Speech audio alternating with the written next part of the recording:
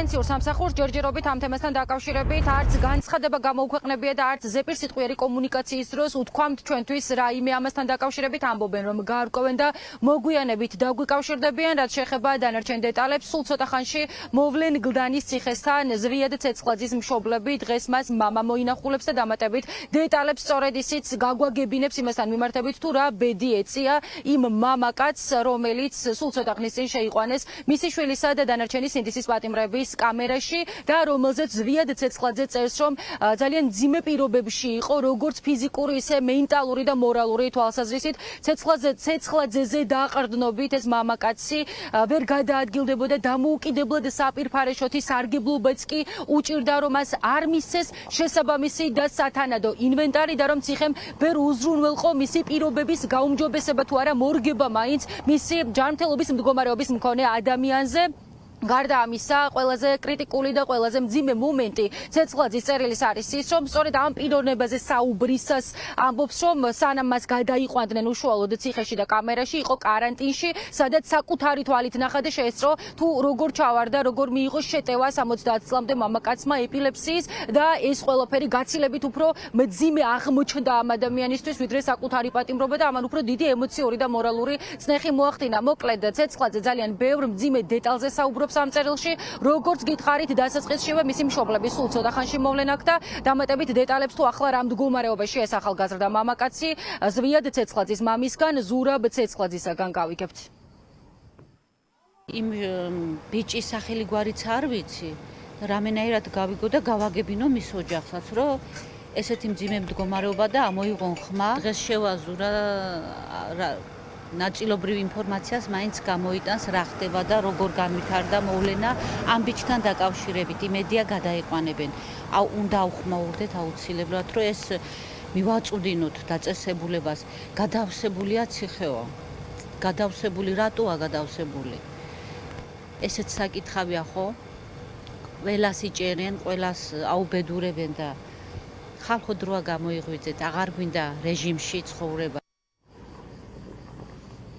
ზუსტად ამ წუთებში მომაწოდეს ინფორმაცია იმასთან დაკავშირებით, რომ ეს მამაკაცი გაიყვანეს, უბრალოდ არ იციან პატიმრებმა თუ სად არის ის გადაყვანილი. ამასთან დაკავშირებით ჩვენთან კომუნიკაცია ჰქონდა ონისე ცხადაძის მას სანდრო ცხადაძე, სწორედ მას დაურეკა ონისემ. შეგახსენებთ, რომ ონისე და ზვიად ცეცხლაძე არიან თანამესაკნეები, ამიტომ მათ თანაბრად ჰქონდათ იმ მამაკაცთან შეხება. შესაბამისად ამ ეტაპზე ეს არის ბოლო ცნობა, რომ აღნიშნული მამაკაცი ფეხმოტეხილი ადამიანი, რომელსაც სათანადო პირობები არ ჰქონდათ, არის გადაყვანილი, თუმცა არიციან სად. რაც შეეხება დანარჩენ სინდისის პატიმრების მშობლებს, ზვიად ცეცხლაძე ერთადერთი ადამიანი არ არის, რომელიც გაუსაძლის პირობებზე საუბრობს, მათ შორის ჩვენ ვესაუბრეთ 70 წლის აკადემიკოსი ჩახუნაშვილის ოჯახს და მისი შვილებიც გვიდესტურებენ და ადესტურებენ ჩვენთან საუბრისას, რომ ნამდვილად არ არის ციხის პირობები მით უმეტეს და მით უფრო შესაფერისი ამ ასაკის ხალხისათვის. მისივე ციტირება, დავით ჩახუნაშვილის ციტირება, რომ მოვახდინოთ, კარანტინში ყოფნისას იმდენად მძიმე პირობებში იყო გოგი ჩახუნაშვილი, რომ სხვა ადამიანი შესაძლებელია მის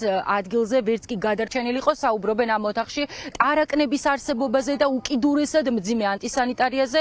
სინდისის ზოგი პატიმრის მშობელი კი ამბობს, რომ მის შვილს პერსონალურად არ აქვს პრეტენზია პირობებთან დაკავშირებით, თუმცა მაინც კრიტიკულად არიან განწყობილები გარკვეული თვალსაზრისით და ამბობენ, რომ გამართლებაზე არ უნდა იყოს ციხეში არსებული პირობები დამოკიდებული და ყველა თანაბრად ღირსეულ პირობებში უნდა იყოს, რამდენადაც შესაძლებელია ეს 4 კედელს შუა. ხემე პირველ რიგში ზვიადის წერილი და გარკვეული ინფორმაციები, რასაც ის წერილში აჟღერებს, ნამდვილად შემაშფოთებელია და მე შემიძლია დავადასტურო, რომ მსგავსი ინფორმაციები ჩვენც მოგვდის.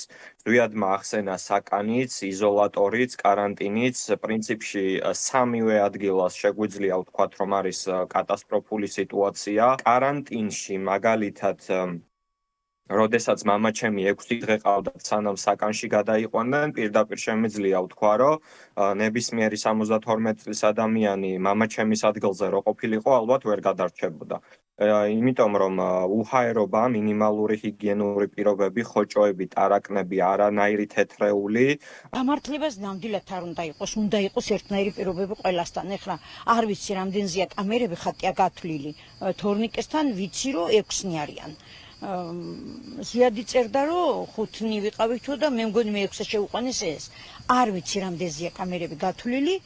გადავსებულია ფაქტია ციხეები, იმიტომ რომ დავდივართ და ვხედავთ რომ გადავსებულია, მაგრამ არავითარ შემთხვევაში არ უნდა იყოს რაღაც გამორჩევითი სამართალი, ხო? რატო ხდება ეს? არ ვერ ხვდები მე მაგალითად, რომ რატო უნდა ხდებოდეს ეს? ადრეც იყო უკმაყოფილებას ჯავახიშვილიც გამოთქვამდა, კიკნაძეს გამოთქვამდა. მე სიმართლე გითხრა, არ მქონია ეს შემთხვევა, არ მქონია, არ ვთქვი არასოდეს გური მირჩხულავას, არ ვთქვი ქერაშვილს, ესენი არიან ერთ კამერაში და მათთან ერთად კიდევ არის 3 ბიჭი და როცა ვკითხეთ თორნიკეს მითხრა, რომ ძალიან კარგი ბიჭები არიან და კარგად ავართ ერთი სიტყვით ამ კამერაში აწყობილათო რა და არ გამოთქვამს ადმინისტრაციის მიმართ უკმაყოფილებას. ჩვენ ველოდებით სპეციალური პენიტენციური სამსახურის განცხადებას იმასთან დაკავშირებით, თუ სად გადაიყვანეს ეს მამაკაცი, როგორი არის მისი პირობები ახლა და ზოგადად რატომ არის ციხეები გადავსებული და რატომ ვერ მიეწოდებათ პაციენტებს შესაბამისი მომსახურება ციხის პირობებში და თუნდაც მაშინ, როდესაც მათ აქვთ ჯანმრთელობის გაუარესებული პირობები, რატომ არ არის უზრუნველყოფილი ის ფაქტი, რომ უფრო მეტად არ დამძიმდნენ, რადგან ვნახეთ, რომ ზვიად ცეცხლაძე საკმაოდ მძიმე დეტალებზე საუბრობს და იმაზე, რომ ხტომით შევიდა ეს ახალგაზრდა მამაკაცი საკანში, იქიდან გამომდინარე, რომ მოტეხილი ფეხით გადაადგილდებოდა და ფიზიკურად არ ჰქონდა ელემენტარული ყავარჯნის საშუალებაც კი იმისთვის, რათა ეს დახმარებოდა გადაადგილებაში, ეს და სხვა მძიმე დეტალები. პირველი არ არის საცვრცელდება ციხიდან, თუმცა ამასთან დაკავშირებით განგრძობითი ხასიათის პრეტენზიების შედეგად მოკლევადიან პერსპექტივაში რაღაცების გამოსწორებაზე გვაქვს ხოლმე ინფორმაცია, თუმცა როგორც ჩანს, გრძელვადიან პერსპექტივაში არაფერი იცვლება, რადგან პერიოდულად სინდისის პატიმრები, სხვადასხვა სინდისის პატიმარი კვლავ საუბრობს აღნიშნულ პრობლემებზე.